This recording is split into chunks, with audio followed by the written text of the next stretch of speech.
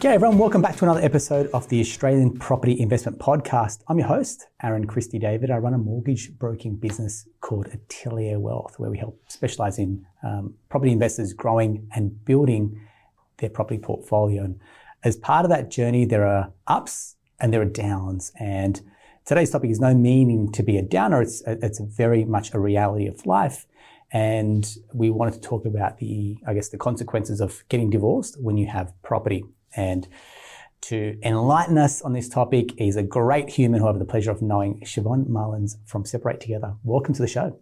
Oh, Aaron, thank you so much for having me. That's a pleasure. We've had the pleasure, we've known each other for quite some time, and I've watched your business grow with great admiration, and I've seen how you go about your business. And one of the key points that we want to talk about is your point of difference, which is the amicable divorce, which kind of sounds almost a bit of an irony, right? I play on words where your business is called Separate Together, but I would say that divorce doesn't have to be messy. And I was kind of thinking about it. I'm like, divorce, all the D words. It's everyone talks about the D word. It's like it's dirty, it drags. What's the other one? It's draining, and has these connotations. And I feel like you have come across and you flipped it on its head. And as part of that and that ethos that you've got, you have gone on to write a book about how to separate together. I'm going to go to the title, Splitting Up Together, the How-To for an Amicable Divorce. And that's a powerful statement.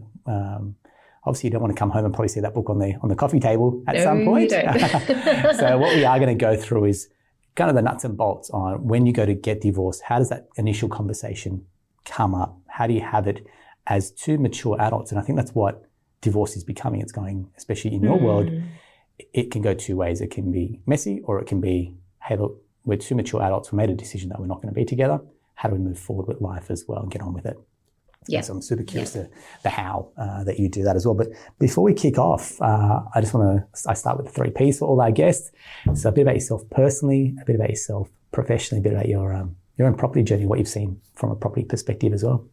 Oh, gosh, I love the 3 Ps. So me personally, I've never been married or divorced. I've just moved in with my partner. That's right. So 32-year-old divorce lawyer, you can imagine the dating stories that I've got there. But no little ones. I set up this firm, this small business, Separate Together, in 2017. Yeah. And so it's been really my sort of vehicle and my little baby that I've been working on these last 5 years. I've been a family lawyer practicing for 9 years, and I've undergone additionary voluntary training, what's called collaborative family law. Yep. So it's very much focused on helping couples stay out of the family court system. Yeah, okay. So that's personally, professionally. Yeah. And what was the other piece? And then property as well. Oh, so property. We are property based. So some clients are bought, some clients are looking. I know you're young, you're super young. So yes. Yeah. I don't own property at the moment, but I did own a unit a few years ago, and I was pleased that I sold it at the time. But I remember the experience of I actually used a broker, and I didn't have a very good experience with him. And so that's what I love, because you and I have connected over me sort of doing certain things, and that's what I in part love about your process and your experience, the experience that you make it as a customer journey. So I appreciate it. If I could blush, I would right now. But anyway, it's look, and the respect is mutual, and that's why we wanted to get you on. I've been kind of meaning to get you on, because it is. I don't want to say after COVID, but I feel like there has, and the numbers show it. There has been a spike in divorces, and it's a reality. It's work situations, it's income situations, it's living together for so long, locked down with kids. It's like that is a harsh reality for a lot of families where they traditionally went to work and came home and they weren't used to spending that much time together. So some families may have thrived. Some families survived, and some are going down this path of separating as well. So take me through kind of what you've seen more recently as well, and I guess how you've found your sweet spot too. I think so.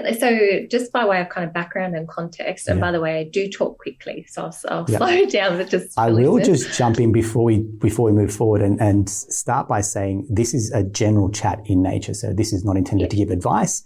If you are after advice, please reach out to a trained professional and pay for your advice. So this is a general chat, and hopefully it helps shed some light on what we're about to talk about. So sorry to cut you off there, but that's super cool. That's a Brilliant. I am speaking to a lawyer, so I thought I would get the compliance side done. Good disclaimer. Yeah. So just by way of background, what myself and the team do is we essentially help couples to work together in what is an otherwise divisive, combative and expensive traditional family law legal system to help them reach a separation agreement together. And then effectively we take care of the paperwork. So you know what you want, you know, we're sort of the people you talk to make it all official and make that process and the experience simple and easy. So in terms of what we've seen, especially by way of COVID, is, you know, what's happened with the property market in terms of, you know, being able to go and immediately rent or buy or all those sort of living situations, and particularly with the lockdowns, is that we've seen one of those fight, flight or freeze responses. Yeah, okay. And so for the last few years, we've certainly had either a drop in the number of separations that we've seen come across who have a separation agreement, and then we've seen massive spikes. And it's been quite interesting to see what's been happening in the property market side of things and lockdowns, you know, seeing people come through on our end. And so it's really pushed us to the brink of trying to think differently. Well, how can we maximise the pie for this couple so that they can leverage what they've got, so they can both move forward and buy the dream home or secure, you know, two properties that are an appropriate standard for them both. So it's been quite an interesting period the last few years, definitely. Yeah, beautiful. So when we talk about, say, a very mature response, what's the initial, so how does someone reach out and go, hey, look, this is the situation? Is it joint? Is it one person reaching out saying, this is my decision, now we need to get the other person on board? Like, take us through, I guess, the mechanics on how someone gets divorced as well. I think very much sometimes people will be talking and thinking about separating for a good 6 months before they make the decision. Yeah, okay. And sometimes it can be an ongoing conversation between a couple, or it's, although the writing's been on the wall for several years and discussions have been had, the person who's made the decision, the other person can feel very much blindsided by it. So sometimes people come across us and say, look, the decision to separate has been made. We now need to move forward. And we're both on the same page about doing that in a constructive way. Other times you've still got that emotional headspace. And that's where it's really important, I believe, that people understand the grief cycle. So, you know, you've obviously got the denial, the bargaining, anger, depression before finally moving to acceptance. So that's it's certainly a transition period. That's a super important journey for a lot of people. And some people, you know, I've heard of a number of couples where they haven't had the chance to do that properly because they've been under the same roof because of lockdowns, they can't move. I'm like, what a dynamic that is, to be in the same house but be separated but still under the same roof. It's, not ideal. No. Perfect. So talk me through, what's an amicable divorce, and then we can't touch on it, versus the messy one? Like, how, from a court perspective and a legal perspective, how do they differ? Oh, gosh. A messy divorce, I think, is one where you've got a lot of intervention, whether it's with lawyers or going to courts, that judicial aspect. And it's also the cost, you know, so the money that you're spending and exerting, but also the prolonged nature of that messy divorce. Yeah. And the experience, the toxicity, you've got damaged relationships, and we're talking irreparable damage in terms of kids seeing parental conflict, and we know that that's intergenerational. So it's so important that parents get on the same page and get clear on, you know, what's important and what do we need to do to move forward. Yeah. So I think, a messy one is certainly where you've got this extended amount of time working on, you know, what is a tumultuous life event. I think of an amicable one. People say amicable. I'm like, you do not need to be best friends with your partner. You just need to be on talking terms, have enough respect for one another to be committed to doing it together, because that's what will get you the best outcomes. You know, your partner is they're not your opponent. The situation is your adversary. And when you come at it that way, you've got a really different perspective and an approach towards reaching an agreement and getting the best outcomes for everybody. Yeah. I feel like just with that, you've just brought the energy, you know, when it's a situation, you just brought the energy down a notch and just go, okay, You've convinced me as well, and Yeah. wonderful.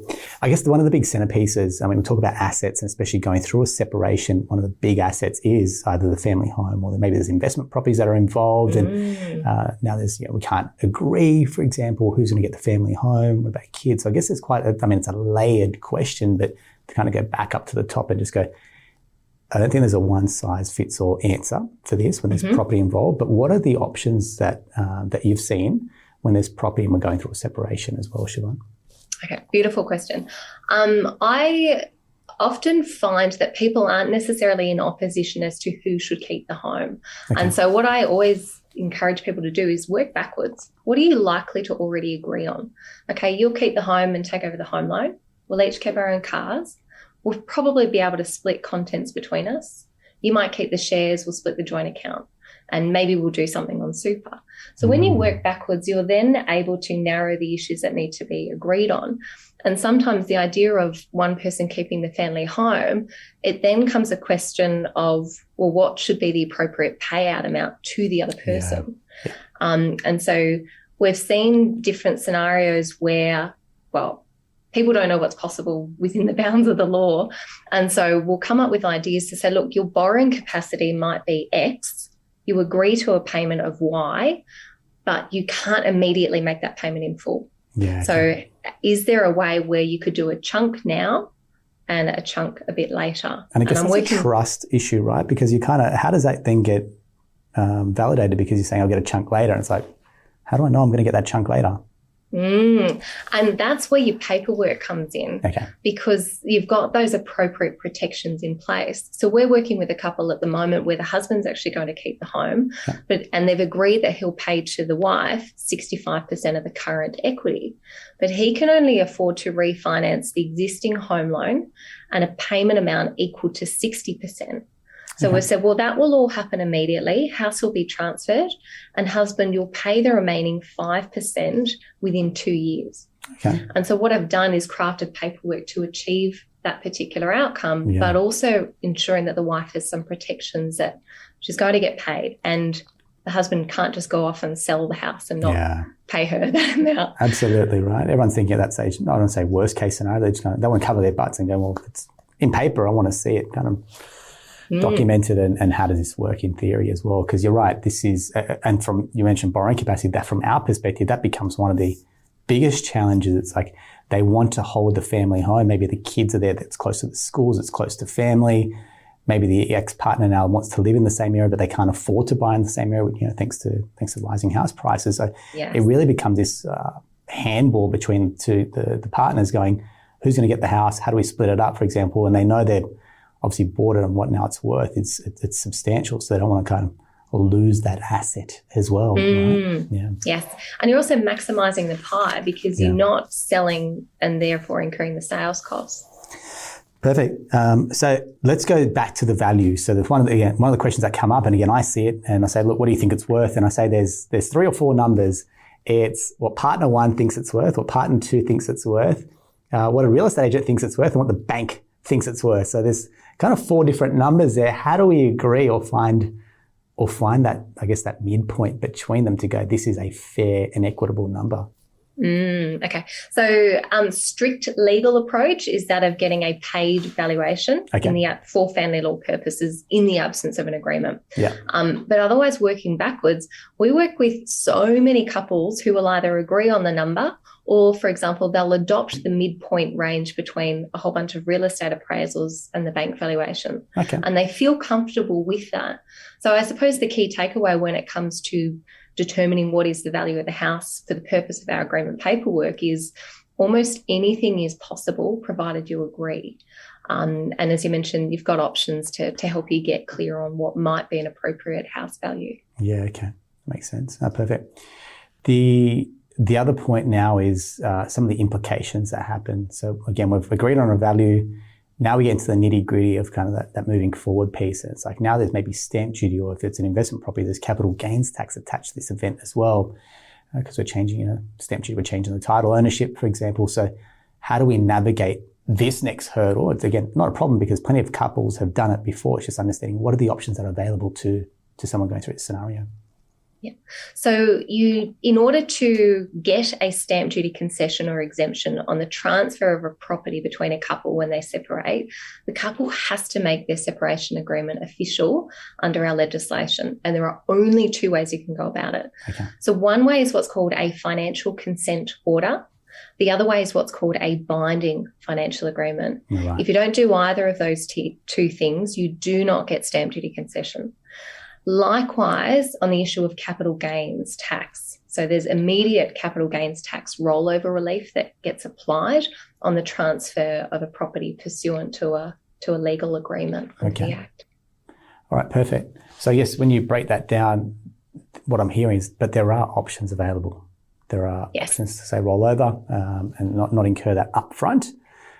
But, and again, I speak from the broking perspective, we need one of those two agreements, right? Because the bank will not kind of proceed to say, well, we're getting separated or divorced, but there's just no paperwork to back it up, and things kind of move fast or slow depending on, I guess, one person or the other. So it's kind of like they're holding things up, and now I can't proceed with the loan, and now situations may change, so the goalpost may move. That work has now kind of, you saw that COVID, like work may have dropped off. It's like I had the borrowing capacity, now work stopped.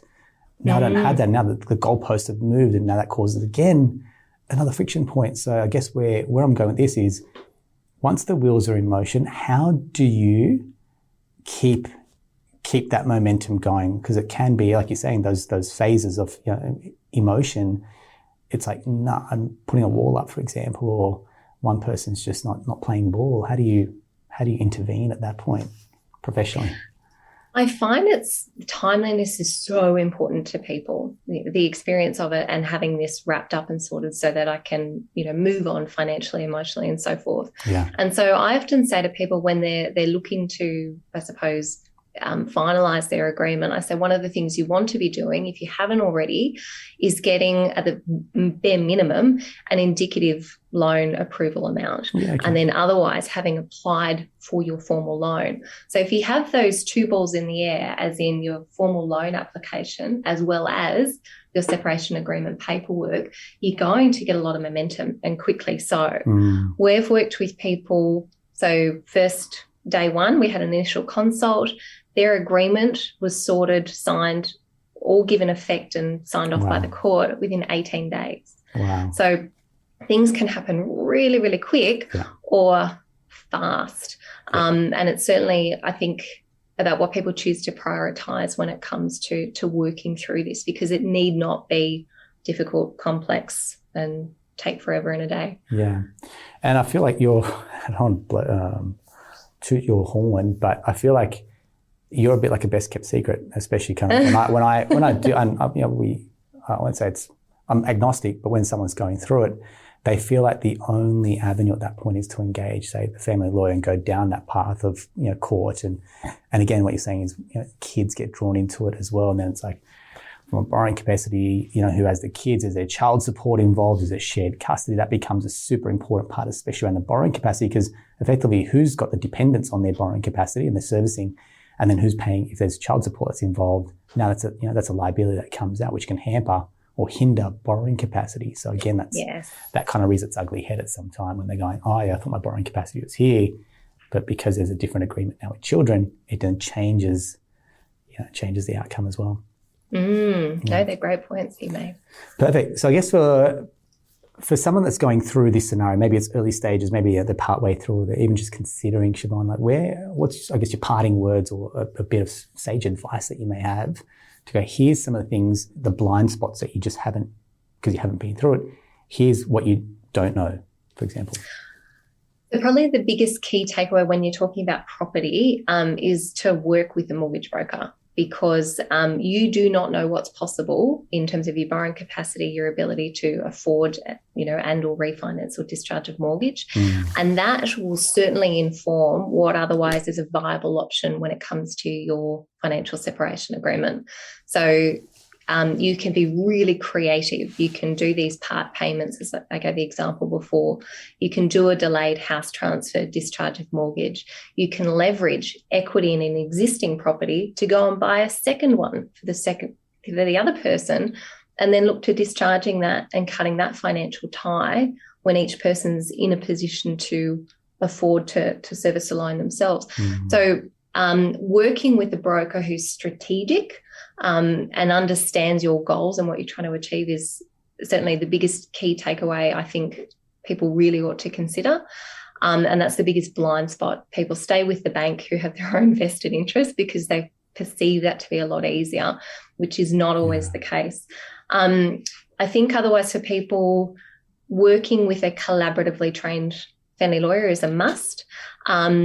They've undergone additional voluntary training, so very much focused on the best interests of the family, not, well, I'm entitled to this and I'll take you to court and those sorts of things.